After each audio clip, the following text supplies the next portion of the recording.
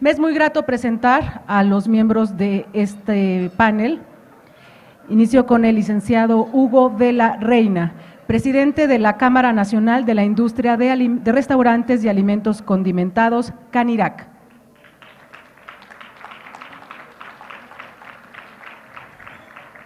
Licenciado Juan Carlos Alverde Lozada, presidente de la Asociación de Directores de Cadenas de Restaurantes, DICARES.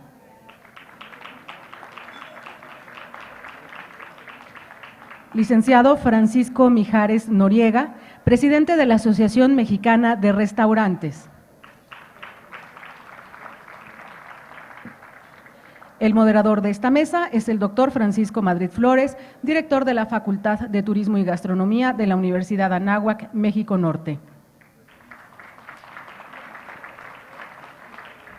Cedo la palabra al doctor Madrid.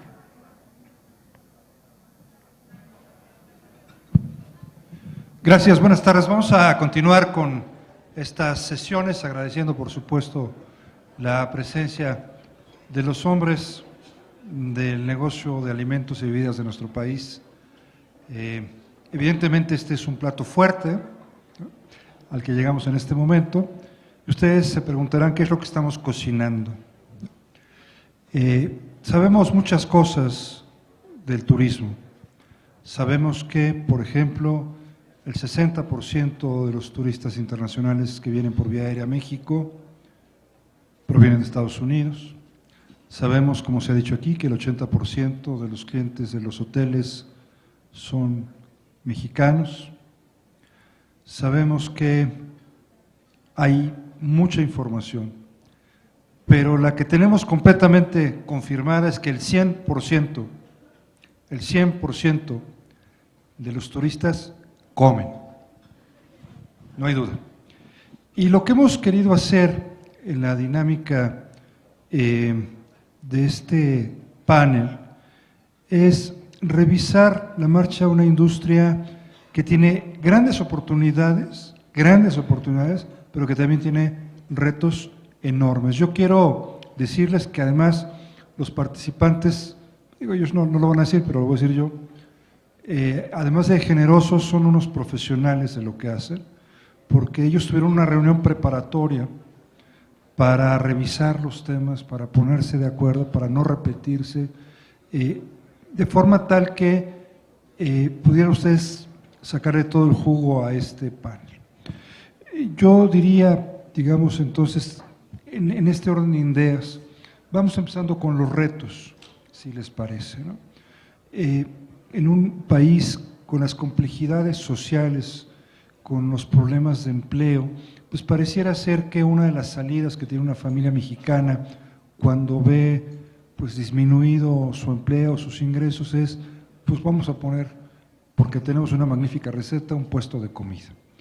Que eso que tiene lógica social, pues necesariamente alimenta una carga brutal de informalidad que altera las reglas de los negocios, que genera incluso graves problemas a la salud, que por cierto no vemos con mucha frecuencia. Y del otro lado, el establecimiento formal, que trata, digamos, de hacer su tarea, pues lo único que tiene son trabas y, digamos, visitas de amigos, muy amigos, que por extrañas razones le piden una cooperación. Yo le pediría a Hugo Vela, presidente de la Cámara, si él inicia, pues hablándonos un poco precisamente de cómo ve las cosas en esta primera parte, hablando de retos de la industria. Hugo, por favor, si eres tan amable. Pues muchas gracias, Paco, por la invitación. Es un honor estar aquí con todos ustedes platicando sobre esta industria tan apasionante. Sin lugar a dudas, tú le diste en el clavo. Somos una industria con amplias posibilidades, somos el segundo empleador más importante a nivel nacional después del gobierno federal y con 515,000 puntos de venta de alimentos y bebidas dentro de la República Mexicana. Sin embargo, uno de los grandes retos ha sido siempre este enfrentamiento con el negocio informal del que tú precisamente estabas hablando. Efectivamente, mucha gente cuando ven disminuidos sus ingresos, la salida que pretenden como más fácil es vamos a poner un restaurante. vamos a poner un puesto de comida, vamos a poner un puesto de lámina.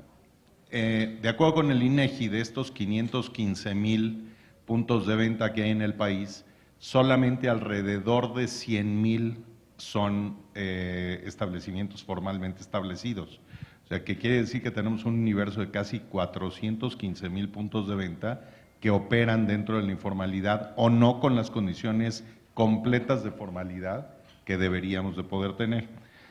Es un rubro que evidentemente promueve el autoempleo y cada vez vemos más familias que incursionan en la preparación de alimentos y bebidas como su modus vivendi.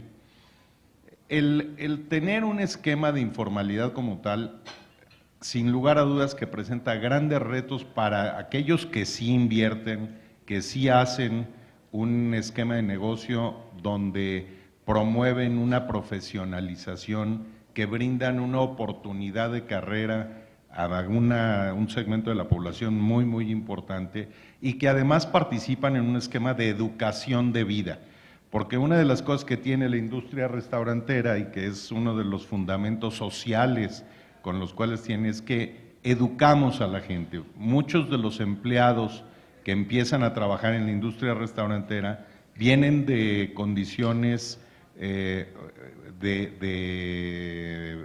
poco nivel de preparación, tanto escolar o familiar, con condiciones sociales bastante débiles.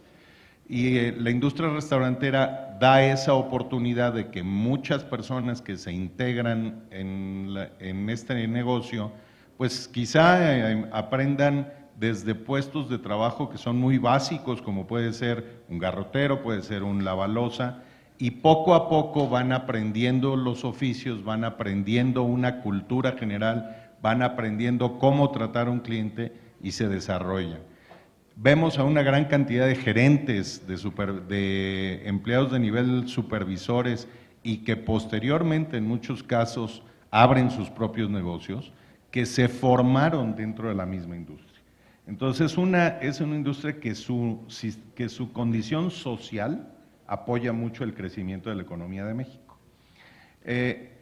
Dentro de los grandes retos, ¿qué pasaría con toda esta informalidad? Uno, evidentemente, que y me quiero concentrar en la parte social de lo que está pasando con esa informalidad, estamos creando una generación de pobres.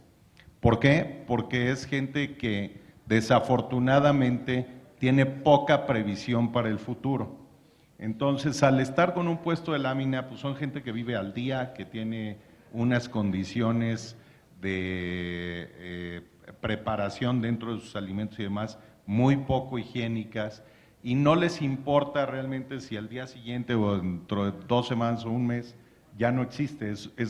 Es muy efímero la forma en que ellos trabajan.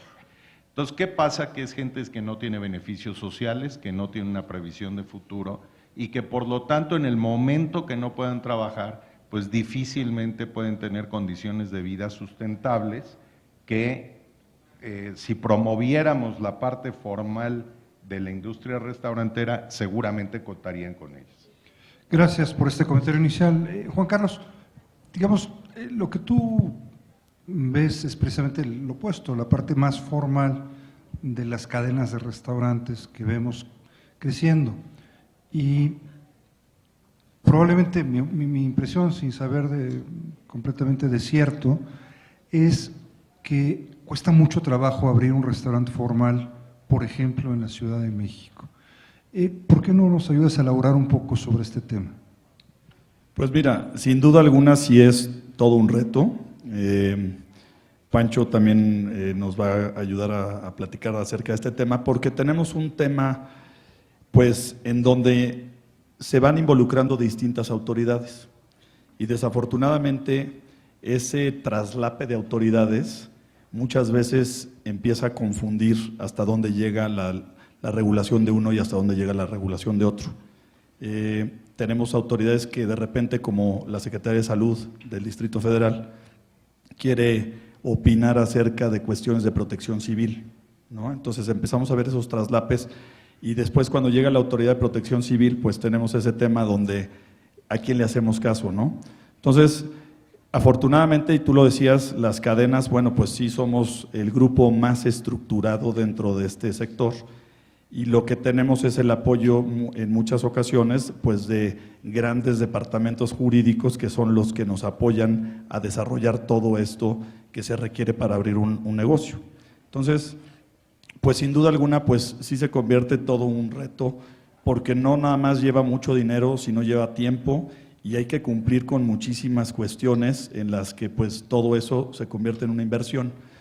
Muchas autoridades recientemente se han acercado con nosotros también para tratar de establecer protocolos, porque todos estos protocolos estaban establecidos de manera muy general.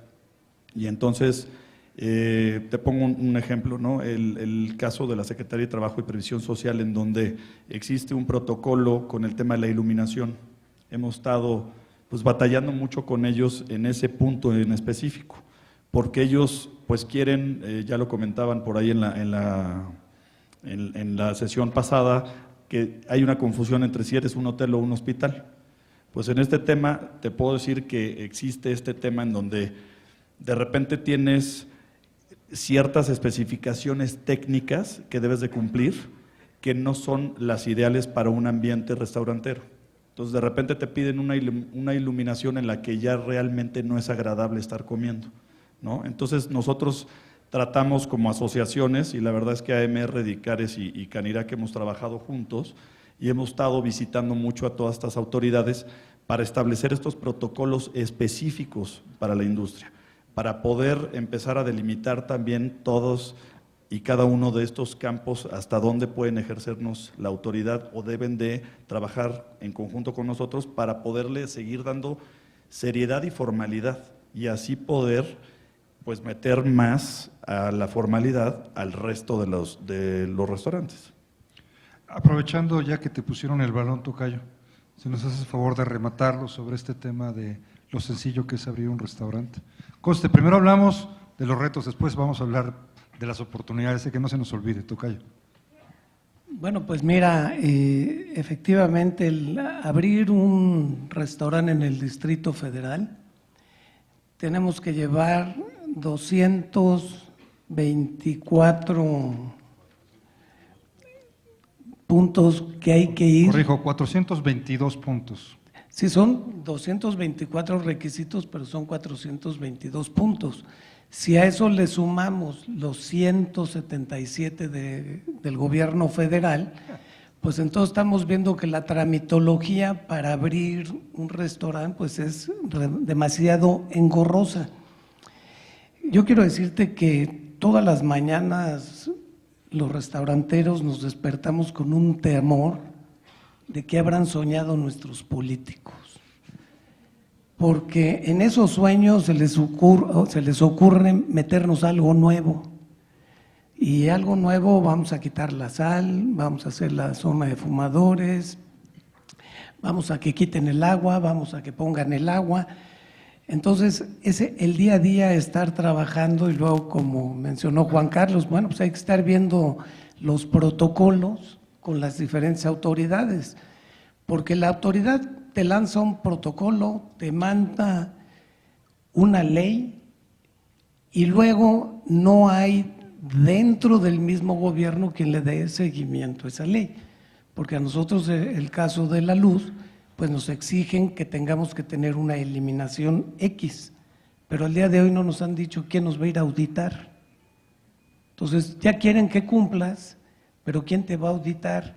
Entonces luego caes en que salen por ahí 3 o 4 despachos que dicen, no, nosotros somos los que estamos autorizados.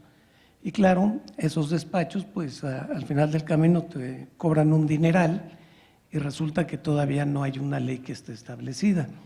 Nos ocurrió hace poco con el tema ambiental, que nos mandaron una serie de requisitos del excelentísimo gobierno del Distrito Federal, y bueno, pues para poder llevar esos trámites teníamos que contratar un despacho. Ese despacho nos cobraba 70,000 pesos por hacernos una auditoría a cada restaurante, y normalmente la auditoría arrojaba que tenías que hacer una inversión de alrededor de 800,000 pesos en cambios para poder cumplir con una ley ambiental que está muerta. Entonces, sí, realmente en ese sentido, pues la industria restaurantera tenemos que estar trabajando muy unidos, tenemos que estar de la mano y constantemente luchando y trabajando con las autoridades para hacerlos ver cuál es la realidad de nosotros. A ver, gracias, tocayo.